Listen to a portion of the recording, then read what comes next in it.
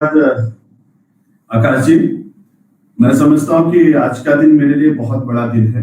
वैसे भी भारत के लिए आज का दिन बहुत बड़ा दिन है, लेकिन मैं सबसे पहले बधाई देना चाहूंगा आदरणीय प्रोफेसर सुबीर कुमार भटनागर जी को कि आपने इतनी महान सोच के आधार पर आज अपने ला यूनिवर्सिटी के अंदर जो कार्यक्रम आयोजित करने का विचार आपके मन में आया है। और उसमें भी गांधी जी एक बड़े वकील थे, बड़े लॉयर थे, पूरी दुनिया के अंदर लोगों को न्याय दिलाने के लिए लड़ते थे। और मैं समझता हूँ कि उनसे अच्छा उपयुक्त नाम कोई नहीं हो सकता है, जिनके जन्मदिन के अवसर पर आज आपने एक कार्यक्रम आयोजित किया है। डॉक्टर राम मनोहर लोहिया राष्ट्रीय विश्वविद्यालय लखनऊ द्वारा आयोजित गांधी जी के विचार समकालीन एवं प्रासंगिकता के इस शुभ अवसर पर हमारे आदरणीय श्री हरि बोरीकर जी, जो हमारे मित्र हैं, भाई हैं और बहुत बड़े कुशल संगठनकर्ता के रूप में पूरे देश में इनकी एक अलग पहचान है। अखिल भारतीय विश्वविद्यालय परिषद का काम तो देखते ही देखते हैं और अखिल भारतीय विद्यार्थी परिषद के माध्यम से देखते हैं। तो जब 2 बार अखिल भारतीय लग जाए तो आप कल्पना करिए कि वो व्यक्ति कितना महान होगा। एक तरफ अखिल भारतीय विद्यार्थी परिषद और एक तरफ अखिल भारतीय विश्वविद्यालय, यानी संपूर्ण विश्वविद्यालय का जो काम देख रहे हो। ऐसे श्री हरि, अब जब श्री और हरि दोनों चीज लगी हो तो आप कल्पना करिए कि मैं तो व्याख्या नहीं कर सकता हूं और आप लोग व्याख्या करिए अपनी। हमारा आपका संयोग नॉर्थ ईस्ट में हुआ और सूरज उधर से ही निकलता है, और उधर से अगर सूरज को रोक दिया जाए तो इधर वाले अंधकार में आ जाएंगे। लेकिन हरि जी वहां पर थे, कहते थे नहीं, सूरज को समान रूप से जाने दीजिए। और इन्हीं का परिणाम तक हम दोनों लोगों ने मिलकर के वहां काम किया और सूरज निकला और कमल का फूल वहां पर खिल गया। ऐसे हमारे मित्र और भाई आदरणीय श्री हरि बोरीकर जी और मैं आदरणीय सुबीर कुमार जी, प्रोफेसर सुबीर कुमार भटनागर जी, मैं आपका बहुत हार्दिक अभिनंदन करता हूं, आपका स्वागत करता हूं। आपका बहुत सुंदर नाम है, सुबीर से आप समझ सकते हैं, मैं उसको व्याख्या नहीं करूंगा, लेकिन मुझको ये लगता है कि आप जैसा चिंतक, विचारक, सोच रखने वाला व्यक्ति अगर विश्वविद्यालय का वाइस चांसलर है तो निश्चित रूप से हमारा विश्वविद्यालय दिन दूना रात चौगुना प्रगति करेगा, आगे बढ़ेगा। और वहां पर विद्या अध्ययन कर रहे हमारे विद्यार्थी निश्चित रूप से दुनिया के अंदर जाकर के अपना नाम रोशन करेंगे। और हम जिनको भी सुन रहे थे, आदरणीय प्रोफेसर देवाल कुमार सिंगाराय जी बहुत अच्छा विषय रख रहे थे, इतने अच्छे से सारी चीजों को बता रहे थे। उनका अध्ययन बहुत बड़ा है और वो जिस केंद्र में काम कर रहे हैं वो महात्मा गांधी के लिए काम कर रहे हैं। रात दिन जो महात्मा गांधी के लिए काम कर रहा होगा, निश्चित रूप से उसका अध्ययन बहुत बड़ा होगा। उसी में वो जी रहे हैं, उसी में खोए हुए हैं, एक चिंतक के रूप में, एक विचारक के रूप में, अध्येता के रूप में, लेखक के रूप में मैं उनका भी अभिनंदन करता हूं। अभी प्रोफेसर साहब है नहीं यहाँ पे, लेकिन मैं उनको बहुत बहुत बधाई देना चाहता हूं। और कार्यक्रम के संयोजक डॉक्टर मनोज कुमार जी, मैं आपका भी अभिनंदन करता हूं, बहुत धन्यवाद करता हूं कि आपने मुझको अवसर दिया। मैंने आपसे निवेदन किया, मैं भी जुड़ना चाहता हूं। और मेरी इच्छा है कि सुनील कुमार जी, मैंने सोचा था कि मैं केवल सुनूंगा और आज मुझको बहुत अच्छा हो कि आदरणीय श्री हरि जी को मुझको सुनने का अवसर मिला, आदरणीय देवाल जी को सुनने का अवसर, आपको सुनने का अवसर मिला। तो मेरे लिए दिन है, सुनने के लिए आपके साथ जुड़ा था, बोलने के लिए नहीं, जिसमें मैं केवल सुनना चाहता था। तो मैं अपने आप को भाग्यशाली समझता हूँ।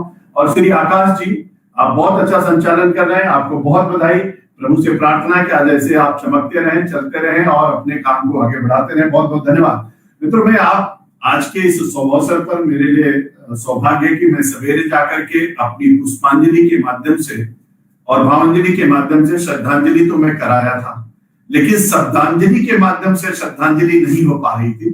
आपने शब्दांजलि के माध्यम से श्रद्धांजलि का अवसर मुझको प्रदान किया है कि मैं समझता हूं कि मोहनदास करमचंद गांधी, जिनको हम लोग एक संत के रूप में, जैसा कि श्री हरि जी ने कहा और आपने जैसा बताया, मैं समझता हूं कि ऐसे संत के रूप में, महात्मा के रूप में और जिनको राष्ट्रपिता के रूप में और राष्ट्रपिता की उपाधि देने वाला एक महान, जिसको हम लोग भारत माता के वीर सपूत के रूप में जानते हैं और आप सब लोग भी जानते हैं कि नेताजी सुभाष चंद्र बोस ने उनको राष्ट्रपिता के रूप में संबोधित किया था। तो ऐसे राष्ट्रपिता के रूप में महात्मा गांधी के श्री चरणों में हम अपनी भावांजलि और अपनी श्रद्धांजलि के रूप में अर्पित करता हूं और उनको सत सत नमन करता हूं।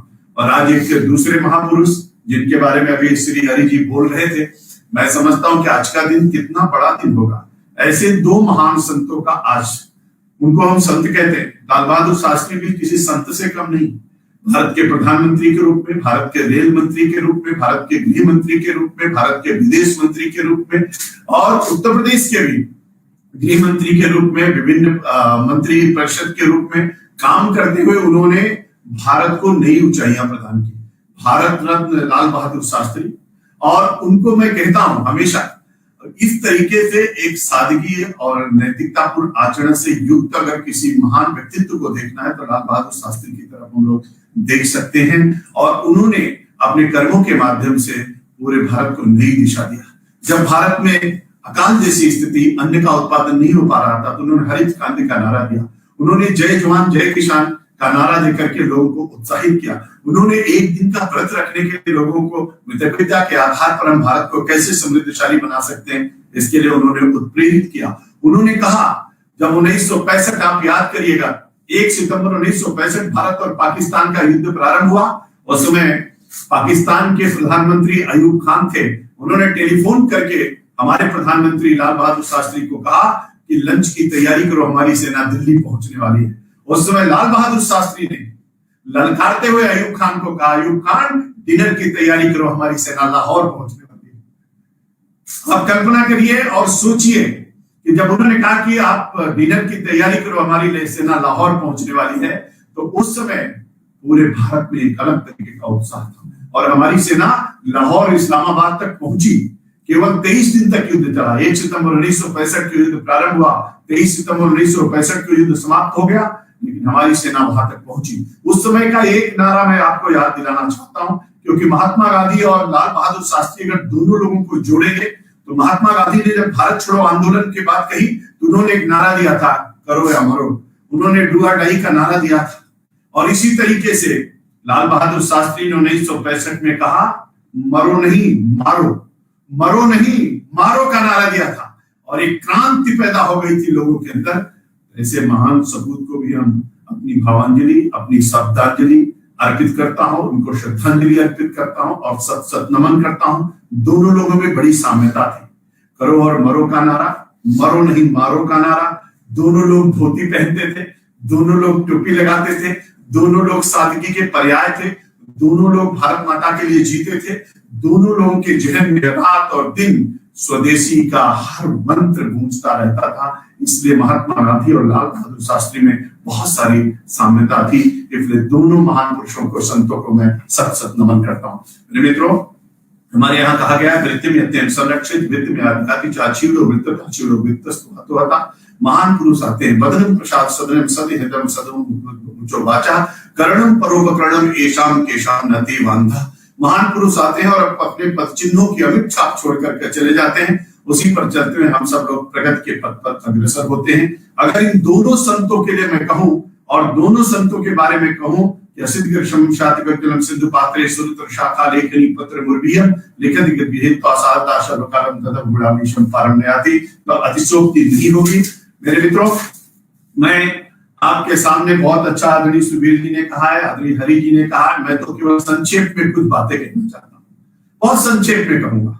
मैं आपको थोड़ा पहले ले चलना चाहता हूं और थोड़ा पहले में आप जब ऋग्वैदिक कालीन भारत देखेंगे, यजुर्वैदिक कालीन भारत देखेंगे, उत्तर वैदिक कालीन भारत को देखेंगे, महात्मा बुद्ध का भारत देखेंगे, 6वीं शताब्दी ईसा पूर्व का भारत देखेंगे, तो उस भारत को देखें या मोहनजोदड़ो और सिंधु घाटी की सभ्यता वाला भारत अगर देखेंगे तो हमारी सड़कें, हमारी स्वच्छता, हमारी सफाई, नालंदा और तक्षशिला विश्वविद्यालय शिक्षा केंद्रों को देखें तो दुनिया को दिशा देने का काम अगर किसी ने किया तो भारत ने किया।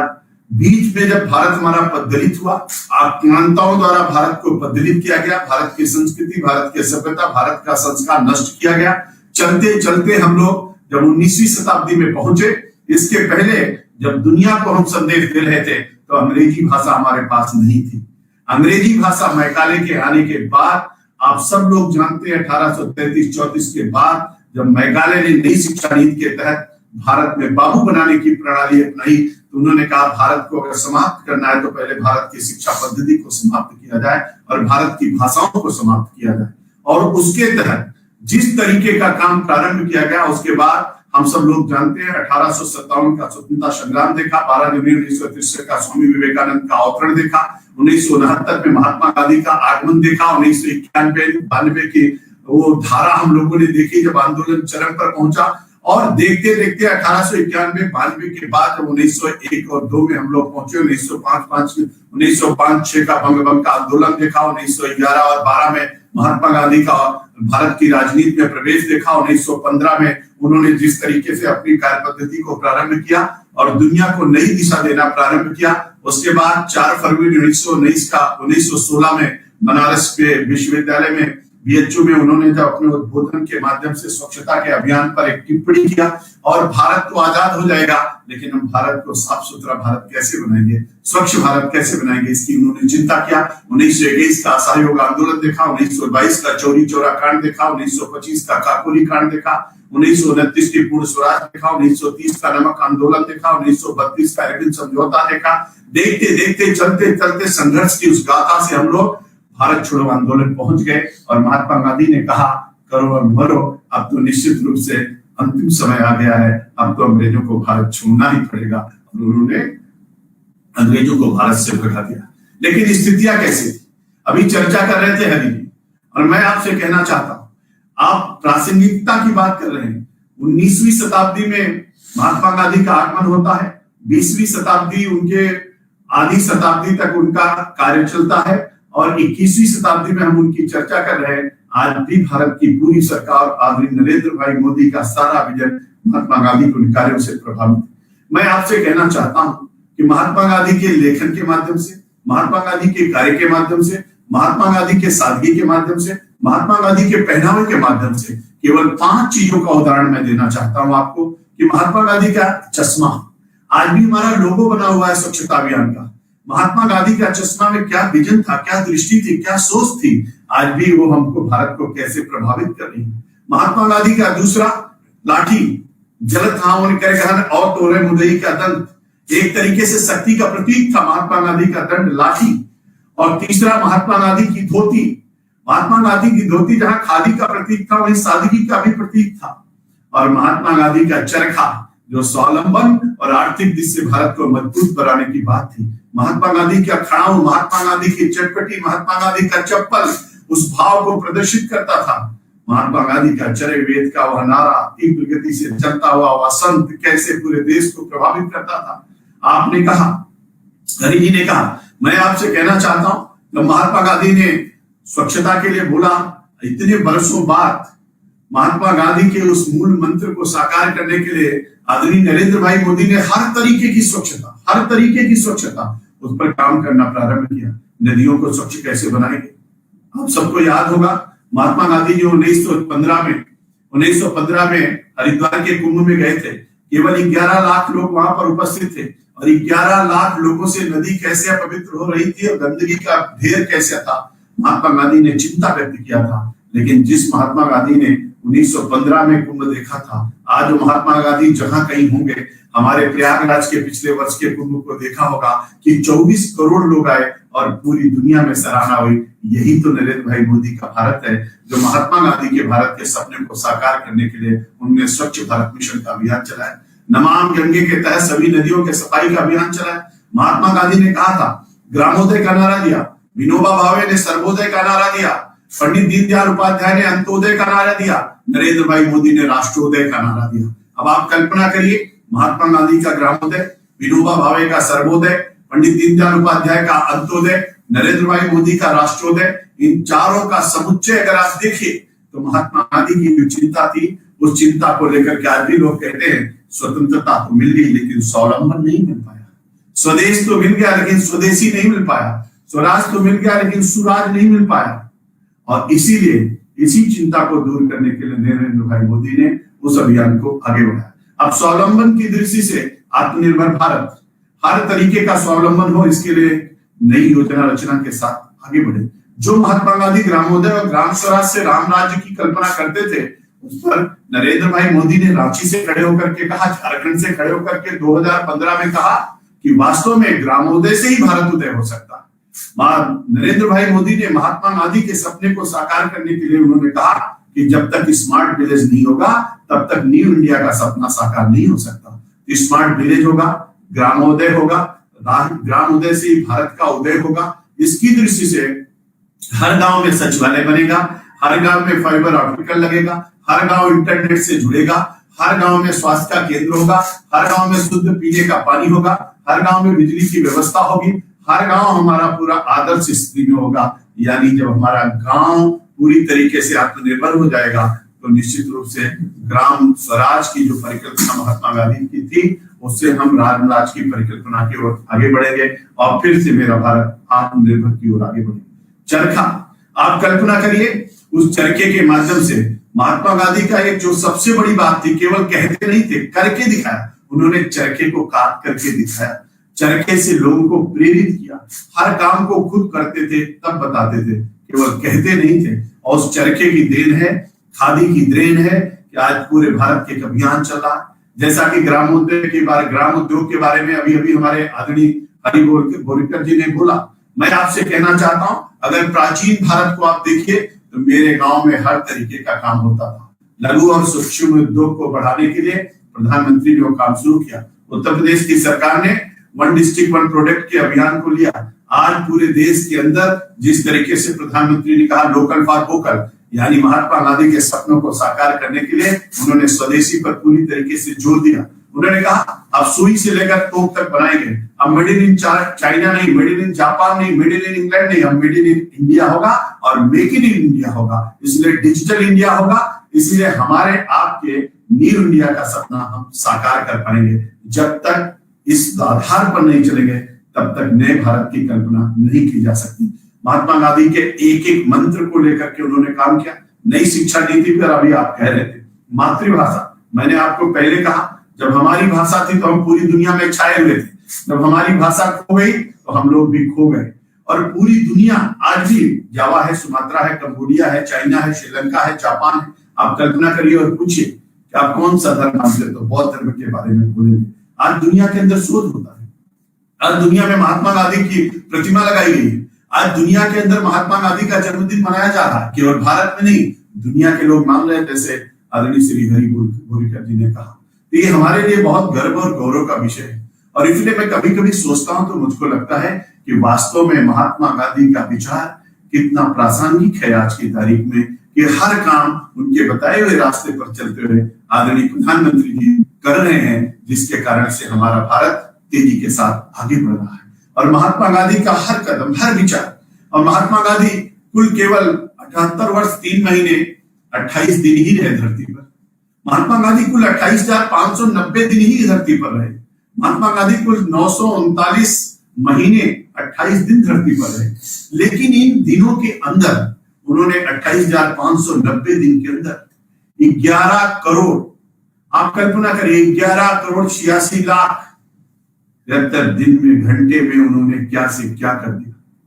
वो महात्मा गांधी जो जीवन की उन पद्धतियों को लेकर के साथ साथ चलते थे, एक एक मंत्र उनका कैसे काम करता था, उस मंत्र के माध्यम से वो किताब भी लिखते थे, वो चरखा भी चलाते थे, वो नमक आंदोलन का नेतृत्व भी करते थे, वो अहिंसा आंदोलन के माध्यम से लोगों को सीख भी देते थे, वो स्वावलंबन का मंत्र भी देते थे, वो ग्राम राज्य स्वराज्य कैसा होगा, उसकी शासन पद्धति कैसी होगी, इसके बारे में बताते थे। वो यंग इंडिया के माध्यम से लोगों को सचेत भी करते थे।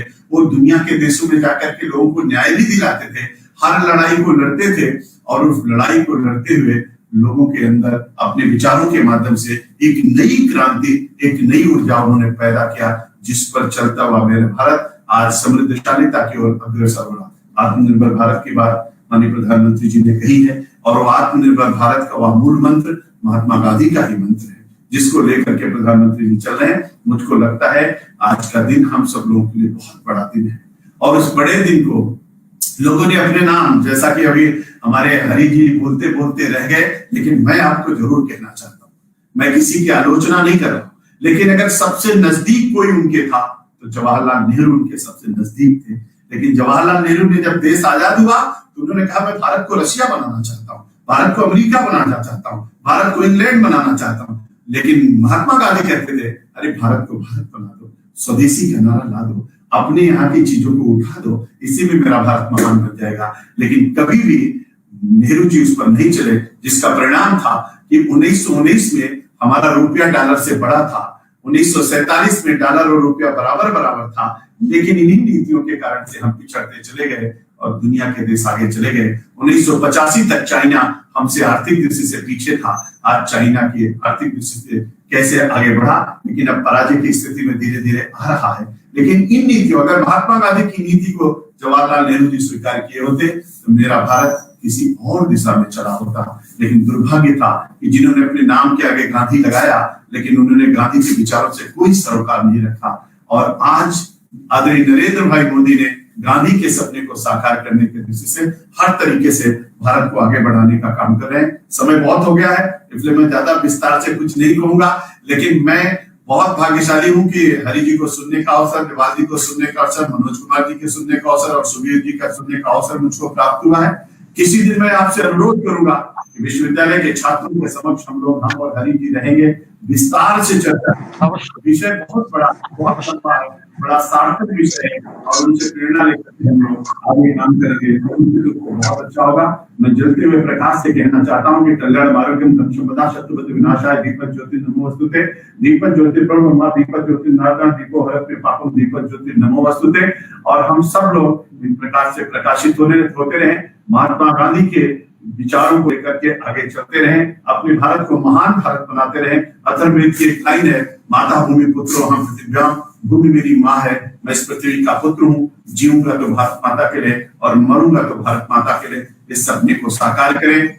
और जिस तरीके से महात्मा गांधी ने छुआछूत का बहिष्कार किया था, सबको साथ लेकर के चलने की बात कही थी, उसका जीता जागता उदाहरण नरेंद्र भाई मोदी ने सफाई कर्मियों के पैर धुल करके ध्यान देने का काम किया। सबका साथ, सबका विकास, सबके विश्वास के उस मूल मंत्र के आधार पर गांधी के सपनों का भारत बनाने के दृष्टि से आदरणीय नरेंद्र भाई मोदी का हम अभिनंदन करते हैं, उनका बार बार हम वंदन करते हैं। उनके नेतृत्व में मेरा भारत एक महान भारत, विश्व गुरु के पद पर आसीन होने वाला भारत। और जैसे महात्मा गांधी ने भारत की ख्याति पूरी दुनिया में फैलाई थी, एक व्यक्ति निकल करके एक लंगोटी वाला, एक धोती वाला दुनिया को संदेश दिया, वैसे आज नरेंद्र भाई मोदी भी एक संत के रूप में, एक कर्मयोगी के रूप में और दुनिया के सबसे लोकप्रिय नेता के रूप में महात्मा गांधी के विचारों को लेकर के जिस तरीके से भारत का परचम फहरा रहे हैं, उनको भी शक्ति प्राप्त हो और हम सब लोग महात्मा गांधी के विचारों पर चलते हुए एक नए भारत का, न्यू इंडिया के सपने को साकार करें। शक्तिशाली भारत, मजबूत भारत बन करके उभरे और हम सब लोग दुनिया के अंदर भारत माता का जयकारा सुने। बहुत बहुत धन्यवाद, आप सबको मेरा प्रणाम। एक बार पुनः मैं आभार व्यक्त करता हूँ। बहुत धन्यवाद।